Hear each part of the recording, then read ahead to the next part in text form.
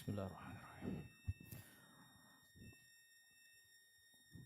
Assalamualaikum warahmatullahi wabarakatuh.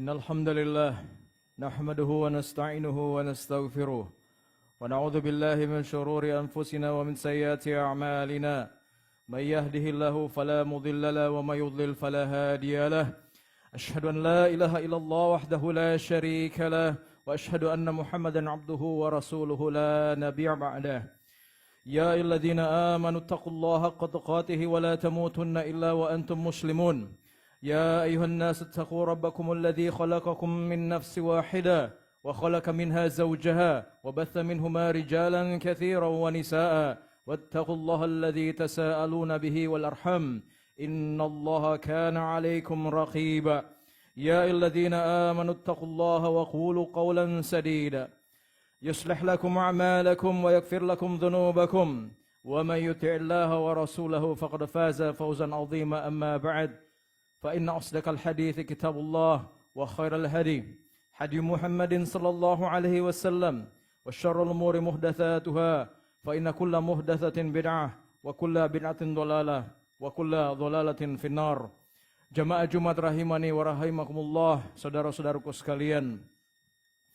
Tidak terasa sebentar lagi kita akan bertemu dengan sebuah bulan yang merupakan puncak dari kenikmatan yang tidak Allah Subhanahu wa taala berikan kepada umat-umat terdahulu. Sebuah bulan yang penuh dengan keutamaan dan ampunan Allah Subhanahu wa taala.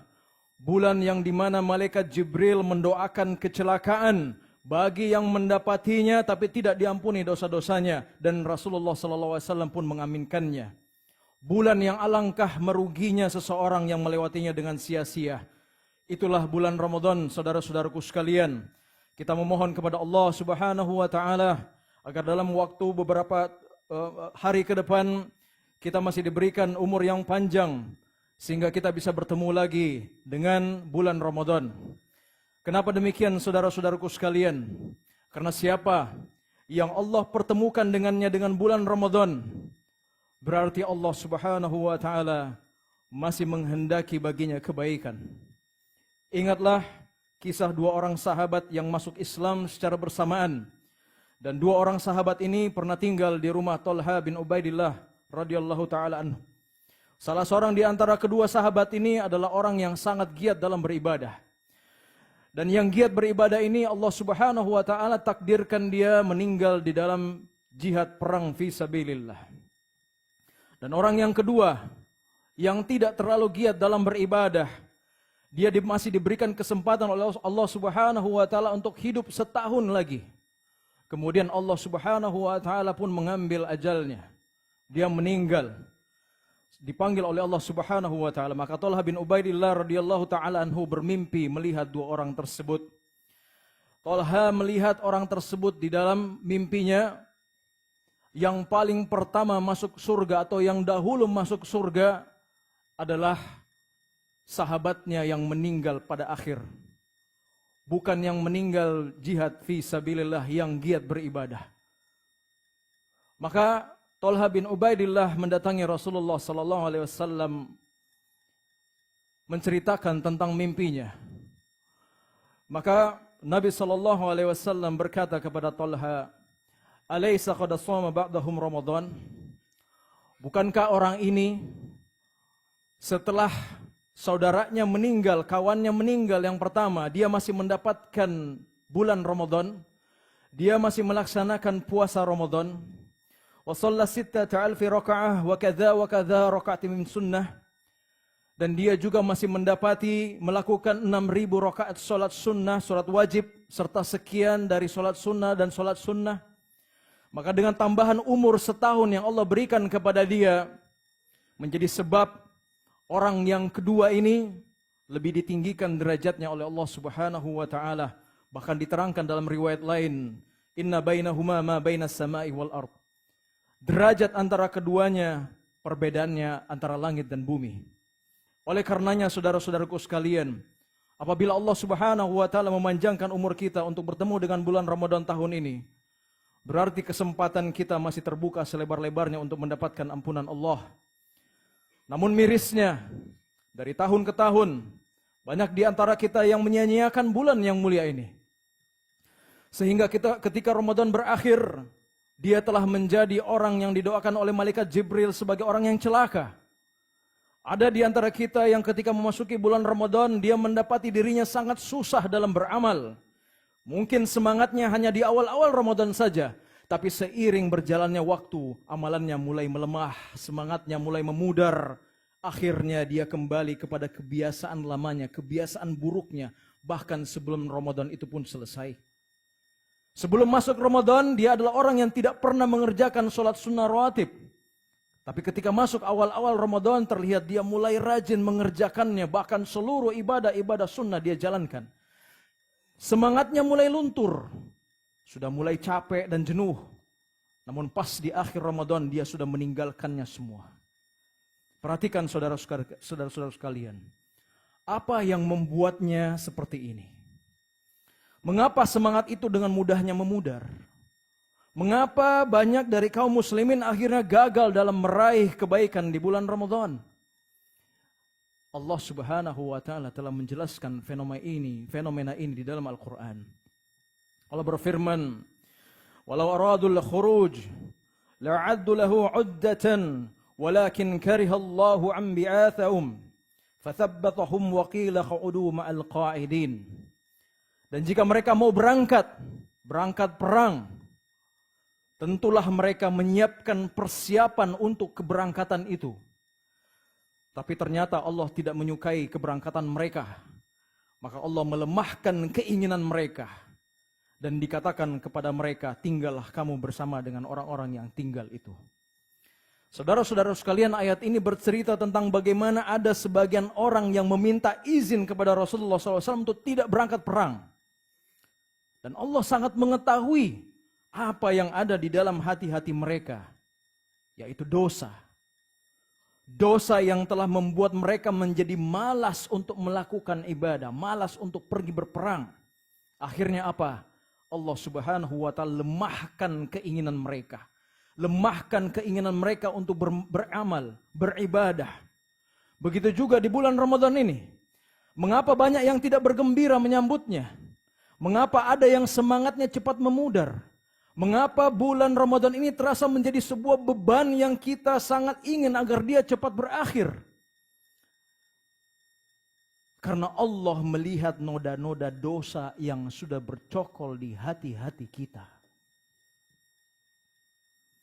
Ketika kita sudah mengetahui akan kedatangan bulan Ramadan dan tidak ada persiapan kita dalam menyambutnya, itu akibat dosa-dosa yang telah melemahkan kita untuk melakukan persiapan-persiapan. Kita tidak berusaha untuk menghilangkannya dengan taubat. Tidak berusaha menghilangkannya dengan menggembleng jiwa-jiwa kita dengan ibadah-ibadah sunnah. Tidak melatih diri kita untuk menahan nafsu dari perbuatan dosa. Tidak berhenti membiasakan mata-mata kita untuk memandang yang haram. Tidak menahan lisan-lisan kita dari menggunjing, menggibah saudara-saudara kita. Ini semua dari persiapan-persiapan yang luput dari kaum muslimin. Akhirnya Allah Subhanahu pun membuat kita lemah dan bermalas-malasan dalam beribadah di dalam bulan Ramadan. Imam Abu Bakar Az-Zur'i rahimahullah ta'ala pernah memaparkan dua perkara yang wajib kita waspadai. Salah satunya adalah, kata beliau, at-tahawunu bil amri idza hadarahu waqtuh. Yaitu sebuah kewajiban sudah datang dari perintah ibadah, tetapi kita tidak siap untuk menjalankannya. Ketidaksiapan tersebut merupakan salah satu bentuk meremehkan perintah Allah Subhanahu wa taala. Akibatnya apa? Sangat besar sekali kelemahan yang ditimpakan kepada kita untuk menjalankan kewajiban tersebut, dan yang paling parah lagi terhalang dari ampunan dan ridha Allah Subhanahu wa taala. Kita lemah dalam beribadah di bulan Ramadan tidak lain adalah karena dosa-dosa yang sudah menumpuk di hati-hati kita. Dosa-dosa yang sudah membatu dan tidak adanya usaha kita dari menghapuskannya. Oleh karena itu, teman-teman sekalian, saudara-saudaraku sekalian, apabila kita ingin sukses dalam bulan Ramadan ini, pahami baik-baik perkataan para ulama kita. Di antaranya Abu Bakar Al-Warraq Al-Balkhi rahimahullahu ta'ala pernah berkata, "Syahrul Rajabi syahrul zara' wa syahrul Sya'ban syahrul suqiyaz zara' wa syahrul Ramadan syahrul hasuha zara'." Rajab adalah bulan untuk menanam, Sya'ban adalah bulan untuk mengairi, dan Ramadan adalah bulan untuk memanen. Sebagian ulama yang lain mengatakan, waktu setahun itu laksana sebuah pohon. Bulan Rajab adalah waktu menumbuhkan daunnya, Sya'ban adalah waktu untuk menumbuhkan dahannya, dan Ramadan adalah bulan untuk memanen, dan pemanennya adalah kaum mukminin. Oleh karena itu, Mereka yang menghitamkan catatan amalan-amalan mereka hendaklah bergegas memutihkannya dengan taubat di bulan-bulan ini. Sedang mereka yang telah menyia-nyiakan umurnya dalam kelalaian hendaklah memanfaatkan sisa umurnya sebaik-baiknya dengan mengerjakan ketaatan di waktu tersebut. Makanya saudara-saudaraku sekalian, agar buah bisa dipetik di bulan Ramadan, harus ada benih yang disemai. Dan dia harus diairi sampai menghasilkan buah yang rimbun. Puasa, qiyamul lail, bersedekah dan berbagai amalan soleh di bulan Rajab, di bulan Sya'ban yang itu sekarang. Semua itu untuk menanam amalan soleh di bulan Rajab dan diairi di bulan Sya'ban. Tujuannya agar kita bisa memanen kelezatan buahnya di bulan Ramadan. Dan lezatnya Ramadan hanya bisa dirasakan dengan kesabaran, perjuangan, dan itu tidak datang begitu saja. Hari-hari Ramadan tidaklah banyak saudara-saudara sekalian. Perjalanan hari-harinya begitu sangat cepat. Oleh sebab itu, marilah saudara-saudaraku sekalian, saya mengajak Anda dan diri pribadi saya sendiri untuk banyak bertaubat sebelum masuknya bulan Ramadan. Latihlah dan gemblenglah diri ini untuk taat kepada Allah dan menjauhi dosa-dosanya. Mulailah menghilangkan kebiasaan buruk yang sudah mendarah daging pada diri kita dan gantilah dengan kebiasaan baik. Semoga Allah Subhanahu wa taala memberi kita taufik dan hidayah untuk bertobat, mengampuni dosa-dosa kita seluruhnya dan dikumpulkan kembali dalam bulan Ramadan dengan semangat iman dan takwa. Barakallahu li wa lakum fil Qur'anil azim wa nafa'ani wa iyyakum ma fihi minal ayati wa dzikril hakim. Fataqabbal minni wa minkum tilawatahu innahu huwal ghafurur rahim.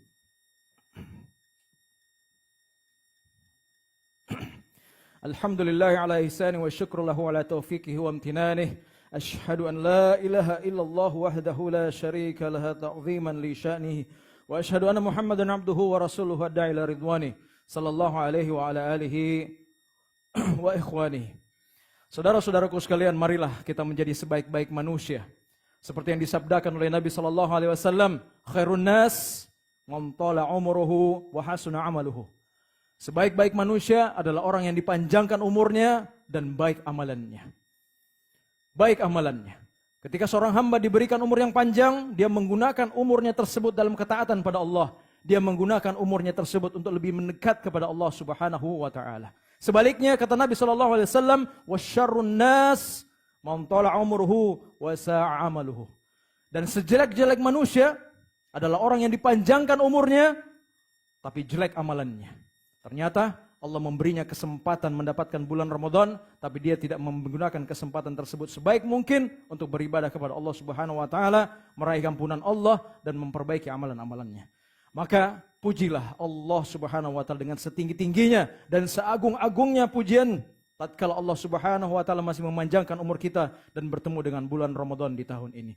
Tsumma ilamu rahimakumullah, innallaha amarakum bin amrin bada bihi bi nafsihi wa thanna bi malaikatihi al-musabbihati bi qudsi faqala jalla wa min qail innallaha wa malaikatahu yusalluna 'alan nabi ya ayyuhalladzina amanu sallu 'alaihi wa sallimu taslima. Allahumma salli wa sallim ala nabiyyika wa rasulika Muhammad warḍullahi man khulafa'ir rasyidin Abi Bakr wa Umar wa Uthman wa Ali wa anis sahabati ajma'in. Allahumma ighfir lil muslimina wal muslimat wal mu'minina wal mu'minat al ahya'i minhum wal amwat innaka samii'un qaribun mujibud da'wa wa yaqadiyal hajat.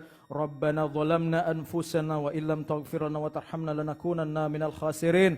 Rabbana dhalamna anfusana wa illam taghfir lana wa tarhamna lanakunanna minal khasirin. Rabbana dhalamna anfusana wa illam taghfir lana wa tarhamna lanakunanna minal khasirin. Rabbana atina fid dunya hasanah wa fil akhirati hasanah wa qina adzaban nar. Ibadallah, innallaha ya'murukum bil adli wal ihsan wa ita'il qurba wa yanha 'anil fahsya'i wal munkar wal baghi ya'idukum la'allakum tadhakkarun fadhkurullaha al-'azima yadhkurkum washkuruhu 'ala ni'mati yazidkum wa la dzikrullahil akbar wallahu ya'lamu ma tasna'un. Aqimus shalah. Dan ini juga termasuk ya akhlak yang mulia. Kata Nabi SAW, idmanu li sittan min anfusikum adman lakumul jannah. Jaminlah untukku